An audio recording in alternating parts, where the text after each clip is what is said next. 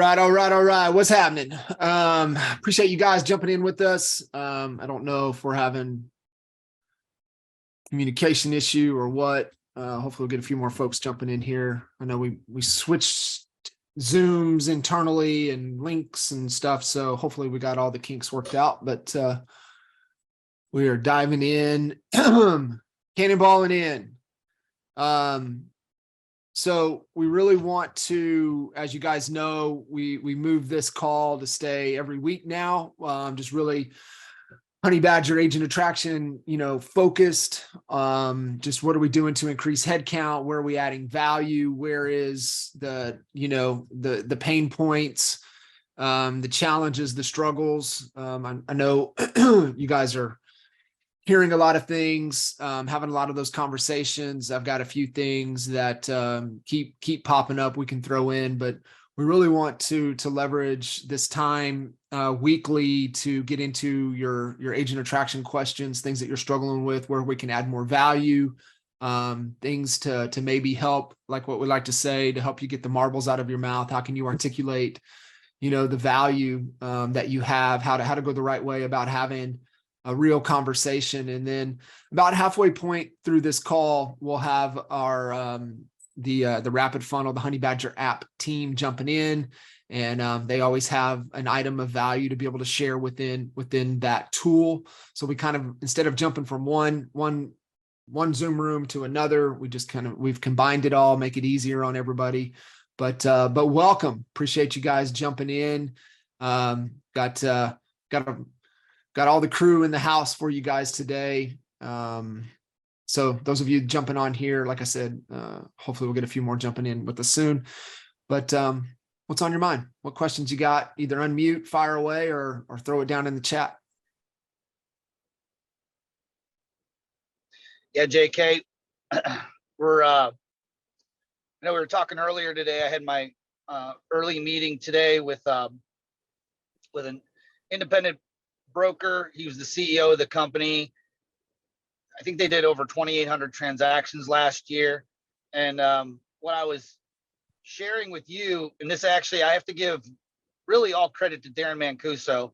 I don't even know if he's on the call right now, but in witnessing, I love seeing people succeed, but what I love seeing even more is them succeeding by just doing the simple, easy things over and over and over again. I saw Hillsman on here, perfect example of that. There's a dozen people probably on this call we can point to, but I love that more than the complex.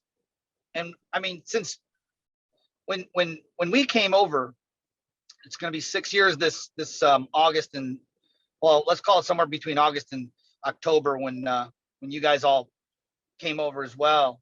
Is we always talked about duplication, like what duplicates. And my biggest takeaway today was that, not everybody can build out a funnel and teach a course and build a course and an online course and do all that. But pretty sure that if you have a real estate license, then you have the capability of setting up an appointment and going to that appointment for no other reason other than to build a relationship. Not to recruit, not to pitch, not to see what's in it for you, but literally just to build the relationship and be genuinely interested in that other person. And the magic starts to happen. And that's when I'm looking at the people that are winning right now. They're winning because they just have been doing it. And they didn't just start doing it like 3 weeks ago. They've been doing it for the last 18 months, 24 months, 3 years, whatever. And they just do the same thing. And it works. So it was just a great takeaway that I had today. Went into that meeting with no intention. I believe it's going to come out with a huge opportunity, not even from the recruiting aspect, but from more about on a partnership thing is what we're talking about to get listing opportunities coming in. I'm not going to go off on that in that tangent yet, but I'm going to do more of that. That's all I know. Yeah. And I love kind of where you were going there. And it's just made my head kind of jump back into, what we've been talking about from a leadership void standpoint in the industry right now. And, but just because just people weren't paying attention to what they need to pay attention to in their business, now they're back into production. And so people are just grasping, for some guidance, and they're grasping for leadership. And so being able to provide them a framework to be able to run with, and it's been fun getting, John Harp into the fold, kind of helping me out on a few things, and just his, kind of cheat code, process, launch to accelerate to value. And, he, if you guys haven't seen any of his fast track stuff, I mean, he just took it from, program or whatever his wife was in for a short period of time and just gamified, right?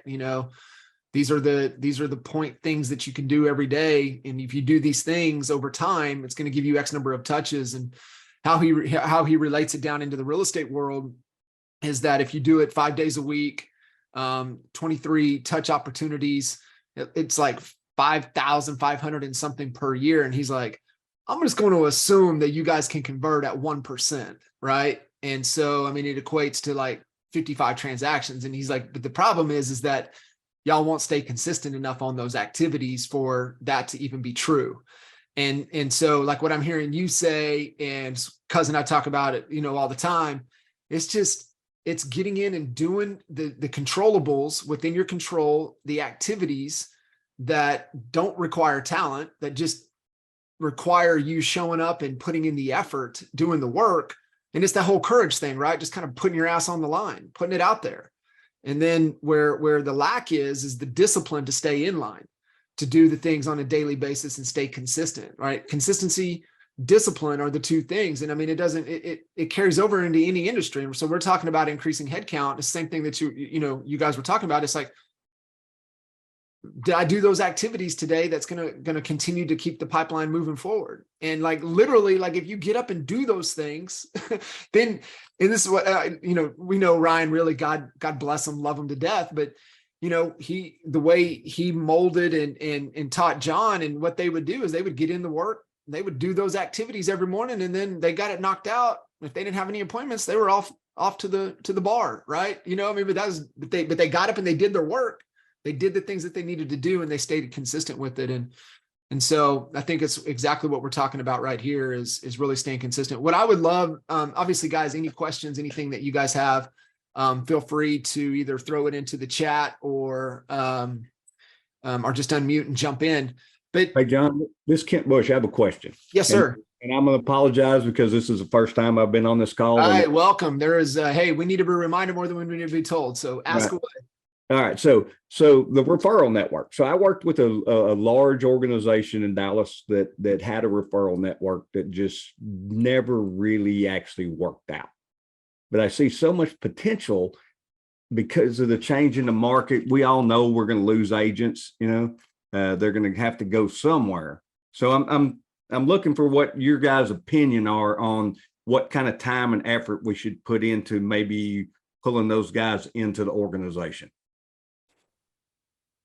And it's a great opportunity. To be honest with you, I don't think I've really fully looked at it close enough, but I do know that there's going to be a ton of agents that would be better suited to be in the referral network, that probably are going to have a referral or two or three, each year, but they can be in the referral network, and they could become an FLQA, and I think that's a huge opportunity that we haven't really focused on. But it makes a lot of sense to me. How we go about finding who those agents are, would be one thing. It could be, we go after the agents that don't renew. That would be my only question, is how do we find them? But I think I know how to do that. Yeah. Well, then I think I know how to do it. I know how to do it in Texas. I don't know how to do it everywhere. Right. Yeah. Because I can go into either Market View Broker, or I can go into the MLS, and into the track, and just pull up and say, who's expiring on 5/30. Right. I think it's a huge opportunity, and maybe the like the metrics for an FLA to FLQA, which is a real issue for everyone. You know, whether you're at 4 and you're trying to get to 5, or you're at 9 trying to get to 10, or whatever that number is, we're all kind of feeling that pain. And you know, I pulled the metrics on, you know, just the top 50 attractors in EXP, and it's like 51% FLA, you know, to FLQA ratio, right? So it's basically you got to have 2 agents that have 1 FLQA. And that's the average anyways. So, you know, maybe you have to have 4 to 1, you know, for that to turn into an FLQA. But I certainly think there's awfully commissions dollars that can be earned, you know, rev share that can be earned, and it certainly could help boost the numbers for FLQA status. So I know that there's probably somebody on here maybe that's doing it. Maybe they can chime in if they've made a focus on it, but it seems like that might be an opportunity for sure. Yeah. Thank you. Yeah. I just don't think a lot of people are aware of it, right? They just don't know. And being able to put that out there, because, you know, I mean, we're all talking to agents. We see them, we know what they're doing. They're going to these, you know, pay, you know, fee brokerages just to hang their license that doesn't have this fee or that. I mean, they're all running over there right now. And I think just talking with Al, talking with a lot of agents, especially in the production side of things, you know, you're starting to see a lot of, you know, desperation with agents. And what's happening is that they're sliding into that, survival mode. And so, you know, that's the smoke that's going on. And us as leaders have to recognize that and make sure we don't get choked up in that smoke. We got to step back from it, and we got to get down to the fire and what's really going on. And so understand, we're dealing with other humans. We're dealing with humans that are running in survival mode, to where their emotions are probably not as well to regulate. And so they're coming into every deal matters. And so, you know, this is why I'm saying that it's all leadership. And, you know, how well are you leading yourself? How well are you leading and pouring into them so that they can turn around and pour into those, right? It's our whole leaders creating leaders concept.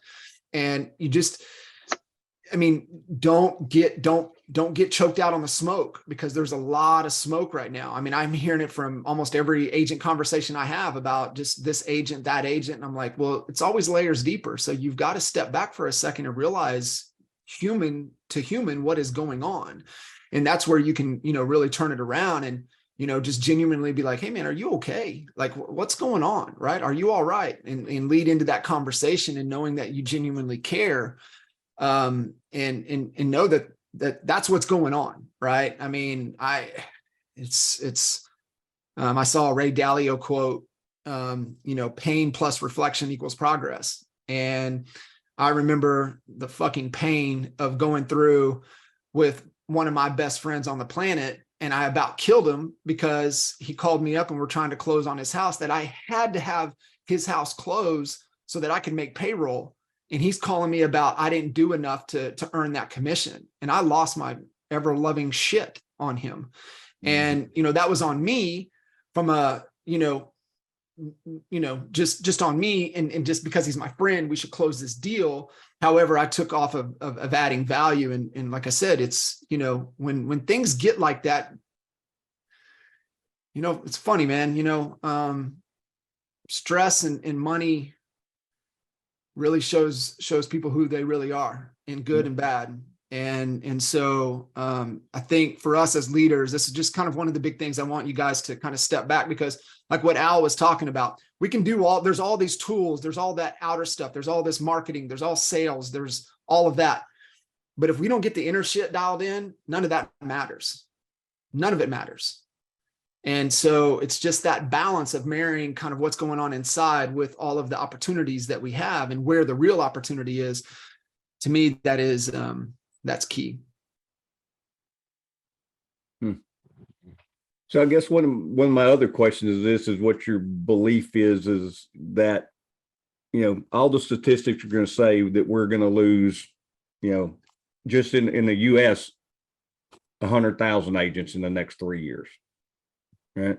So what opportunity is that for us to figure out a system to make sure that we pick up a percentage of that to build, because they're going to give you, everybody's going to give you 2 or 3 referrals a year if they're. You said Texas. You must have some of that good old Texas internet, cuz. Yeah, well, I didn't know if it was him or it was me, Rico internet. Yeah. Kit, we lost you, buddy. You froze up on us. Oh, I'm sorry, guys. Okay, so my question is that we know we're going to lose, 100,000 agents in the next 3 years. We all know that, right? So how do we take advantage of that and make it something that is systematic and duplicatable for us to take advantage of it? Because they're all going to have a couple deals. Maybe some of them will have 3, some of them will have none, but it's a huge numbers game, and I don't know how to take advantage of it. Yeah. I think it's showing them that they're, that rather than, than not renewing their license, that they can go into the referral company and not have all the fees with the MLS and all the costs associated, but they can still benefit from referring out deals. I mean, I think that's the angle, right? Yeah, I think so. Do we throw that into the funnel and figure out a specific campaign for that? Or do we meticulously work through, I don't know. Yeah, it's one of two things, right? Like, the rapid funnel is really best for that one-to-one conversation. This to me sounds like it's a one-to-many type of an opportunity. So probably, marketing to them, obviously you could call every one of them too. That's probably going to be the most effective way to do it, but the most time consuming. If nothing else, just, marketing, just sending emails to all of them would be, one way to try to get their attention. But yeah, I mean, I think it's a real opportunity and one that we should be thinking a little bit more about, because they do count as an FLQA if they they hit the 5,000. So yeah. All right, guys. Thank you for your information. I appreciate it. Yeah, Thank you for jumping in. Guys, Albie, I would love for you guys to kind of unpack a little bit, getting into, I just don't think we can say it enough. And it's the whole value unarticulated is value unappreciated. And I think a lot of agents right now, what is my value proposition? How are we different?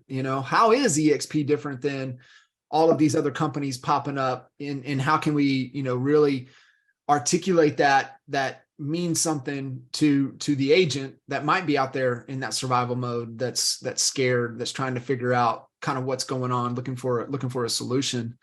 What feedback around the value proposition to really be able to articulate, to differentiate ourselves from everybody else? I think that, it's a lot of people are talking about back to basics, and I understand that, but if you can stand up on a stage and talk to 1,000 agents about getting back to basics, which is making the calls, this and that, but a lot of those same agents don't have the knowledge base yet and understanding of how to create the opportunities to even get back to the basics of making a phone call, sending a text, following up. Like, okay, I understand it. It's great to have $1 million follow-up system like we write about in the book, but who are we following up with? And I just take myself back to 2007, 2008, 9, and 10, right before I met you guys. And I was just swimming in this sea of, I was grinding it out, trying to survive, while meanwhile I was going into debt, hard to make my mortgage payments and this and that. And if I'm looking back and just being really honest, it was because I just was not thinking like a marketer. I was thinking like a survivor. And in fact, I think I even wore my badge of like my survivor badge. Yep. And I mean, you can make it through being a survivor. I did barely, but everything changes when you change your mindset to marketer. And I can't emphasize it enough, because I believe that if you understand those principles and then understand how to either do it yourself, to be able to bring opportunities and not have to depend on realtor.com and Zillow, and be able to create your own opportunities on demand, then you never have to worry about these I mean, you're always going to have enough opportunities to get back to those basics of making calls, text messages, setting up appointments. But without that front part, you're paying for leads, you're paying for expensive leads, or you're paying very high referral fees. And so I think the message comes back to a student. I know that if I would have become, if anyone on this call lived through, meaning when I say lived, I mean lived as a real estate agent through like 2003, 4, 5 after September 11th, we just saw the market. We just experienced something very similar where it wasn't like very hard to sell a listing. And so you get into a comfort zone and you get complacent. And then all of a sudden 2008 hit. And then it was like, what's a short sale? And oh my gosh, this is really hard now. And it was because when the times were easy, I never focused on studying and becoming that student of marketing. And so I think that's the message. And I think it's also the difference between, there's going to be two types of agents that they're already in the market, but I believe that there's two types of agents who are going to become glaringly obvious. You're going to have your AFAs, your average frustrated agents who probably will, those are the ones that are dropping over to a flat fee brokerage or no fee or whatever they're at. And then you have your honey badgers that are your top, your 1%ers, your people who are going to figure it out, who aren't going to just, they might get knocked down a little bit and have a couple bad months, but they ain't going to quit. They're going to figure it out, and they're going to put a marketing strategy together and stick to that strategy that's going to fill their top of funnel. And they're not going to have to worry about where their next deal is coming from. And the gap between those is just going to keep growing bigger and bigger over the next 18 months. That's what I believe. So what did Dan tell us? The Darwinian thinning of the herd. And so I think you're spot on, because I mean, kind of, piggyback on that a little bit, expand that a little bit. I think, if we could just break down, in, third grade terms, what does becoming a marketer mean? I mean, becoming a student, right? I mean, you have to, first of all, that there's, man, I hear every day now. So like today, Brendan Rosales, I was looking at, Braden shot a video and he ran some ads for Brenna, and in her ad manager, you could see the last time that she ran ads, she spent $3,600 and generated less leads than what we generated for $400. Right. And so like trying to figure it out on your own is a very costly way to do it. It's just very expensive. Right. And so like you find the right people that know how to do something, and either you copy really well or you pay them to do it. Right. I mean, but becoming a marketer, I spent so much money, John, we spent so much money on things that didn't work. I mean, there was times where, we had success with billboards, and then there was times where we got 8 times the results from the same billboard just by changing the damn, the message on the billboard. And so like, we learned all this through Jay Abraham, and, we became students of the game of marketing. And once you realize that you can optimize anything to get better results, it's just, you never want to do something and it not be optimized to be able to get the maximum it possibly can. And for us, it was years and years and years of spending millions and millions of dollars in marketing, and, doing it wrong half the time. And even when you think, sometimes you get it wrong, but, I think just having a lot of experience and, knowing that, hey, does direct mail work? Yes. If you try something and it didn't work, it's probably something you messed up. It's probably something you didn't do right. And so what am I missing? What are the principles behind what makes something work? And once you can learn the principles, and that's why I try to teach principles in everything that I'm sharing with people, because I want them to understand why something works and why something doesn't work. Right. And, it's real easy to say, hey, I did this mailing campaign to every neighborhood, to this neighborhood or whatever, to this group of people or whatever, and I didn't get any results. Well, it takes 17 to 21 times for something to work. Did you mail them 17 to 21 times, or did you mail them once a quarter for a year and it didn't work? Right. So like when you understand the principles and you abide by the principles, then you start to get the results. And it goes back to the same lesson that I learned when I was, whenever I was getting coached and I was following a script and I was changing it up and making it my own. And I was telling my coach that the leads were crappy. And it wasn't. It's generally something you haven't learned yet. It's something you just don't know. You're not consciously aware. And until you start decide to be an expert and learn the principles behind why things work and they don't work, you start second guessing things because you don't understand why it might work. So you stop doing things that might be about to work, or, you jump from one thing to another, hoping that whoever, sold it to you was selling you something good. But when you understand the principles, you can make things work at optimum and make things work better. And generally speaking, it's just something we haven't learned yet. And so, we spent, a lot of money learning from Jay Abraham, Dan Kennedy, Frank Kern. I mean, we paid these guys a lot of money over a long period of time. And we spent a lot of money doing things and doing it wrong, and so, the pain of doing it wrong, is what kind of forced us in that direction. Was we were going to figure it out one way or another. And we paid the best of the best, to try to help us with those things. And so I think it's just, that level of commitment that, I want to become a great marketer. I want to be able to trade nickels for dollars. I want to be able to trade, $400 for a $15,000 commission. And, we can help with a lot of that stuff. I mean, Braden's doing it right now. If y'all haven't seen the webinar, you can go to winbeforeyoustart.com and watch it.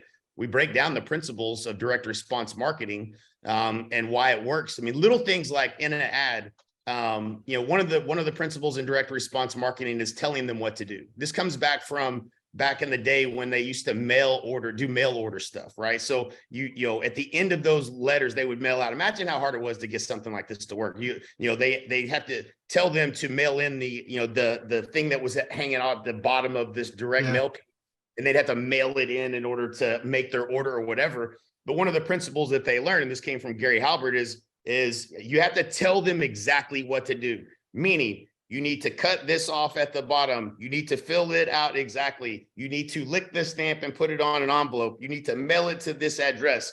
Like, you have to tell them exactly what to do. And they saw these huge differences in results. And now when we're looking at our checklist of something that we're doing is running an ad, and you are below the fold on Facebook with you're telling them what to do, then they don't see it. They scroll past it. And those little things are important. Telling them, click the learn more button to learn more is part of one of the principles. And if it's not in your ad, you might be getting half of the results that you could be getting. So but it's knowing those principles. And, direct response marketing, no BS direct response marketing, Dan Kennedy is probably the place to start for understanding direct response marketing and how to do it and how to generate a response from a marketing piece. And there's tons of examples in there. And when you see it done in different industries and in different ways and through different mediums, then you start to pick up on, okay, well, that's how they applied that principle to this. Okay, well, that's how they applied it to, this offline to online to offline marketing. And so it's all things that can be learned. But I mean, generally speaking, it's, if you want to be an expert at anything, it's just something you haven't learned yet. And marketing is the one that can pay you dividends. I mean, Brenna's got 3 deals that she's working less than 30 days. It was a 30-day review. Braden just sent it to me today. A 30-day review. She was struggling. She wasn't an FLQA for me. That's why we helped her. I was reaching out to her because I saw that she was about to drop off as an FLQA. I put my own money into her ad campaign because I know that the ads will work. Once I had the commitment from her that she would make the calls, and she was committed. She was grateful and committed. I even had to pay an ad bill that was old for her to get it going. But you know what? I got a 25% referral on the back end. I'm making more money. I don't want her money. I want her commitment. But she's got 3 deals that she's working. She said, I think I'm going to have my best year I've ever had in real estate. And she believes that because now she's talking to people that want to talk to her. They're better quality leads. Like, that's just, but that doesn't come by trying to figure it out on your own. It comes from trying to find people that are doing it at a high level and getting results and really becoming a good student. Yeah. I love that. Go ahead, Albie. I just wanted to double down on what you were saying. So when we started running these funnels for people, obviously there's a done for you. And then, and I don't know where this lives, Jay. You should know where it lives. I mean, I'm sure it's somewhere on the honeybadgernation.com site, but there's the replay of where Braden breaks down the exact process, the step by step. Remember, you were saying, tell them what to do. Right. And I said, you remember me telling you this because I'm like, hey, if I'm going to be putting other agents into this program or telling them to, watch this training, I want to go through it myself and I want to see if I can do it because I'm not techie at all. And my ADD, I know will kick in too. And I'm, just getting it across the finish line, I'll get distracted. I just want to see if I can do it. And I did it. And I got the ad built, the thing connected. It took me all day, to be honest with you. So I'm not saying that you know, do it, not do it, but I mean, probably people on this call could do it faster than me. But my point was, I got it up, I got it running, and then all of a sudden the ads were running, and it was like $6 a lead. And it was about a week or so that went by, and I'm like, whoa, let's pause this. Got back on. Braden literally helped me tweak one thing, and it dropped my cost per lead by half. I was under $3 a lead, and eventually we ended up getting it to $2.87 or something like that per lead. And it was because like I did the steps, but then there was that one thing that I did wrong, or I wasn't following the process. It was just that one thing. But the expert, Braden, saw it right away, corrected it, and boom, it was, oh, thanks, Holly. Holly put in there the tutorial on it, is the link. So like, yeah, do it, learn it. And then, you know, for me, I was like, all right, Braden, I did the one thing, and then I paid him to build 3 more funnels out for 3 additional. So I had 4 zip codes going for the, this was for the price reduction funnel. And it was just, I mean, those funnel, I paused them or whatever, because it was more of an experiment than anything. And I've been referring those deals out, but like, it was just those little, they say the tiny hinges swing big doors. And in this case, the big door is the cost of an opportunity. And if you can cut that in half, then the assumption is that you can spend double on the same exact campaign, right? Like if something's costing you $6 per item versus $3 per item, you have less money to spend. If you can reduce that cost per lead, and you know you're literally doubling your ad spend, you should be able to double your production. So it is this little tweak. So I'm 100% in agreement with you. And just so we're being transparent, we're in strategy. Literally, we've been in strategy like 2 times a week for the last 2 months, still trying to dial our stuff in. It's not like an arrival. You don't arrive as a marketer. You're constantly learning. You're constantly tweaking it. Sometimes we're beating our head against the wall. Like, what? There's got to be the answer somewhere. But I think that the secret is just don't give up and don't stop looking for that, because it's there. A lot of people are figuring it out. And the reason they're figuring it out is because they're not quitting when shit gets hard. That's right. And so just wanted to be transparent about that. The only time you don't have a move, right? The only time you don't have a move is when you just quit. And so, I mean, all of you guys tuning in here, honey badgers don't quit. Want to welcome Savannah and their team into the call. Just one last thing before we kind of transition there. And this was advice Vern Harnish gave us several times when we were working with Vern, mastering the Rockefeller habits, scaling up. And he said, if you're head of company, you are also always head of marketing. And always, even if you have somebody in that seat, if you're CEO, visionary of your company, you have the creative control and design. Now, does that mean that you bring better, smarter people around you to help you come to that conclusion? Of course it does. And that's what Jay was talking about. What Al's talking about is like, if you just don't know, you haven't learned something yet, it's that whole plus minus and equal. Get around somebody, like start studying it. And it's a never ending process. It's one of the things that we believe. We don't believe the most skilled, seasoned real estate professional wins. The best marketer always wins. And that's just where you guys have to make that commitment. And, you just happen to recruit agents. You just happen to sell real estate, but you're a marketer first. And that's where you guys win. Savannah, welcome. Hi, guys. Hello. I love it. You're getting me excited. Well, we appreciate you jumping in, and know that, we're kind of working through how combining these calls and kind of how we transition into where we want to focus and really hit on, today that's relevant, makes sense for what everybody's at, and really taking the message and the activities and how that carries over to utilizing the tool to their advantage to help, collapse time. Yeah, absolutely. Today I have a slide going over how to navigate the web version of Rapid Funnel, using it to import contacts. which I think will be very helpful and very applicable for you guys. So I'm gonna go ahead and share my screen. Okay.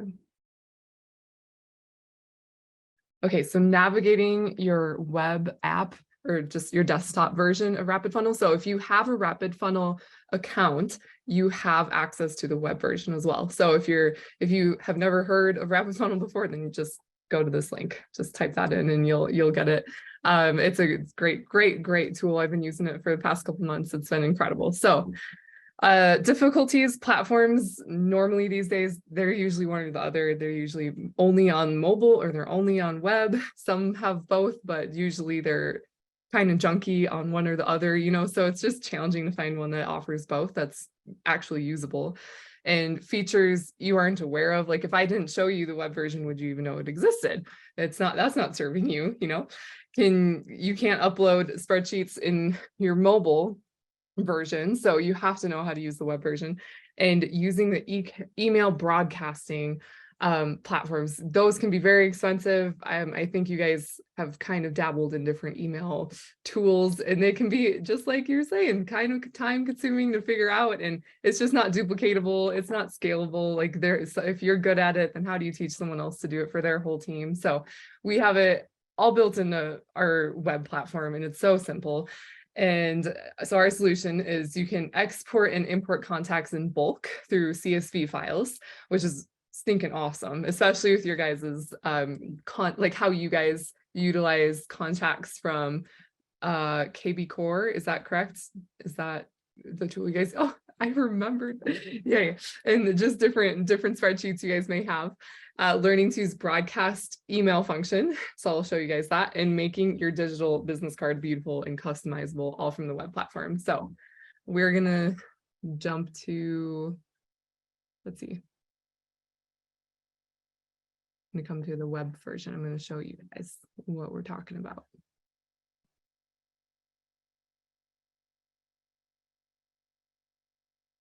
Okay, so if you go to my.rapidfunnel.com, I'll drop it in the chat.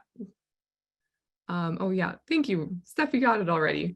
Okay, so if you don't have an account set up, just go to that link, the first one, and then the web version is my.rapidfunnel.com. So y'all can bring this up right now and follow along with me. Just get logged in. This is just a demo account, so the numbers they're just an example, just so I can show you guys the lay of the land. But when you open it up, it's essentially just, it's like the homepage on your app that you have on your phone. So it shows your exposures, and it's also cool. You can see emails sent, monthly contacts, campaign opt-ins. So there's a little bit more data in here that you can come in and navigate and explore. And if you're using it for emails and campaigns, then you definitely want to come and check this version out, because there's just a lot more stats in here. But specifically, we're going to focus on contacts. So if you come here, this is all your contacts that are in your phone that you've added into the app, but this is where you would come and import from CSV. So if I clicked here, you can choose the file, and then I don't have an example file, but if you were to upload it, you go and select which column is which. So you would assign, like, this is the name column, this is the number, this is notes, this is so-and-so, if they have labels. And so that's where you come and do this. So you can, but I will say though, this tool is not specifically built for mass marketing. Like if you come and import a huge number of contacts, like there's still, like, we don't like to hide behind this technology. It's built to authentically connect. So it's a tool, if you have a lot of contacts that you're intending on connecting with on a one-on-one basis, or putting them in email campaigns, or, you know, sending them messages one-on-one, you know, then that's the appropriate time to do it. But this isn't just, I'm going to go and spam a bunch of people. That's not what we're trying to do. But if you guys do have existing lists of people that you've been engaged with before, you're looking to continue to engage with them, then this is where you would come and put them in, if you have them in a CSV file.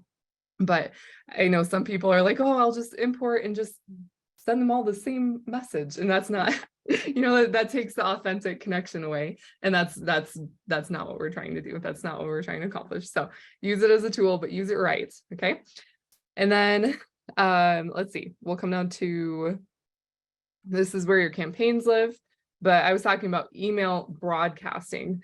So if you come down here to broadcast, there's a couple requirements that we are working on making a little bit more user accessible, but essentially the broadcast feature allows you to send out a broadcast email to any contacts that you have that have previously opted in to a campaign in the past. So they've opted in to receive your emails, and then you can segment lists or labels in your contacts and broadcast out an email to that specific group or that specific label. And so it's super powerful tool. You know, if you wanted to target veterans, like it says here, or if you wanted to target agents in KW or whatever, then you can do that.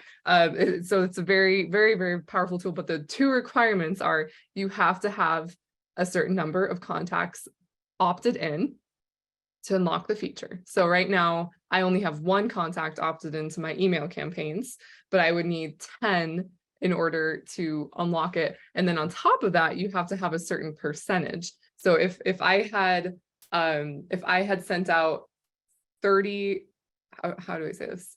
If I sent out 30 email opt-ins, I would have to have at least 33% of those, or sorry, 30% of those people have to have opted in. So it's a little confusing.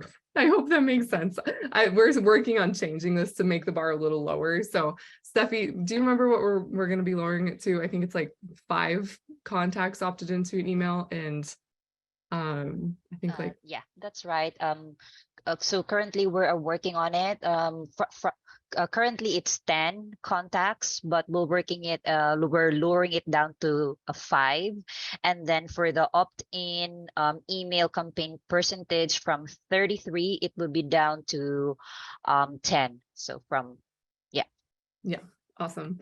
And so this feature it's getting developed, it's getting fleshed out, but it is still available. So the way I would use this, like for just an example for you guys, like you would have to have had those 10 people opted in to a campaign. So if you don't have that, then I would go get people into a campaign. Would go through your contacts, see who you think is appropriate to drop them in an email campaign that you guys have currently built from your company, and then send them the opt-in email. They opt in, and then that's going to go towards your broadcast requirements.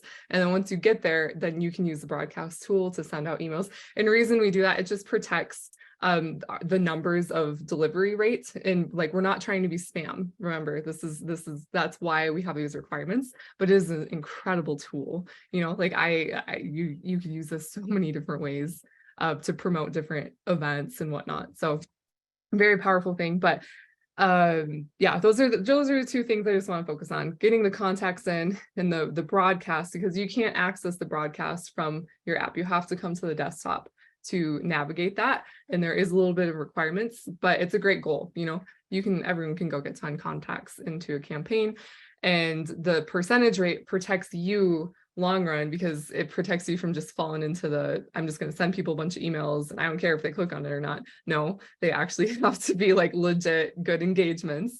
So that's why that percentage exists. But there's lots of other things. You can see your contests in here, the different ones that are going on. You can see all the campaigns, marketplace. You don't worry about that. Then there's teammates. I've honestly never seen that before. What is this, Steffi? Teammates. Was this applicable to them?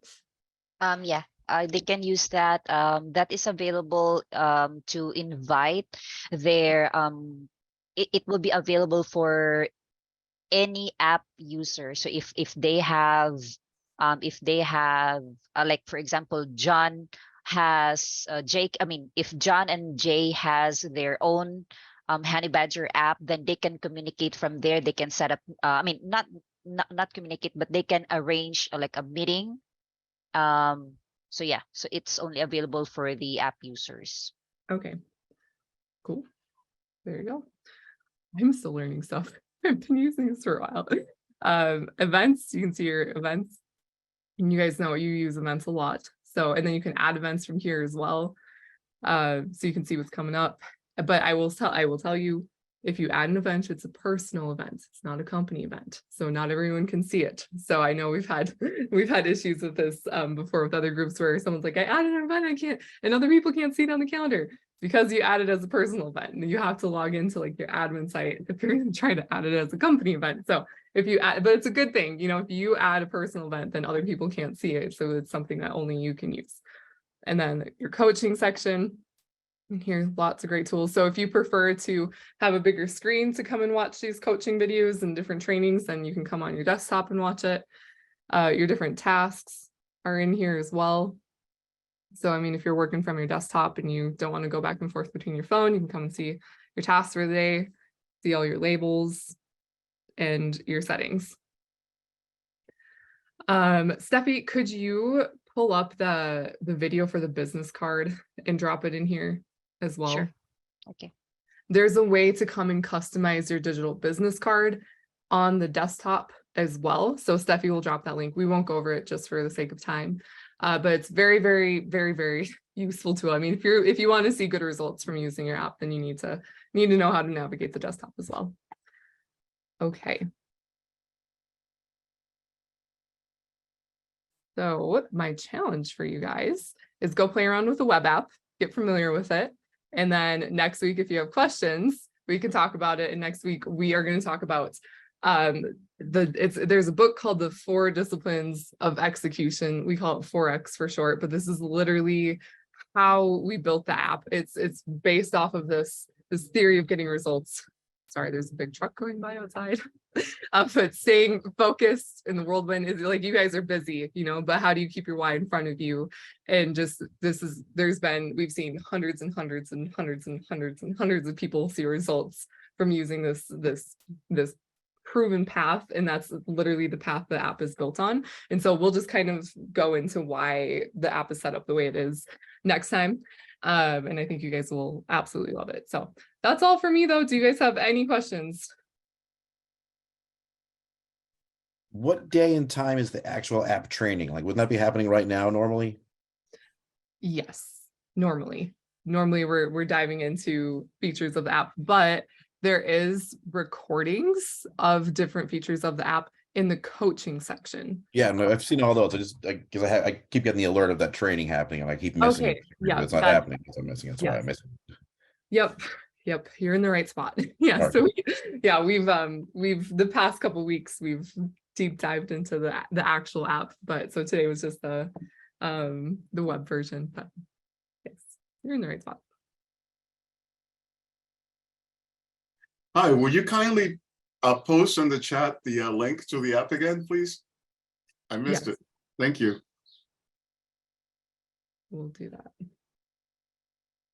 Thank you, thank you, thank you. Okay, so the link Steffi just put in is to get on to the web version. Can you drop the actual getting started page, Steffi? Sure. Awesome. Thank you, Steffi. There's the link. You can get your hands on the app. Okay, well, great to be with you guys. Good to see you, John and Jay and Albie. We'll see you guys next week. All right. Thanks, Savannah. Awesome. Okay, bye.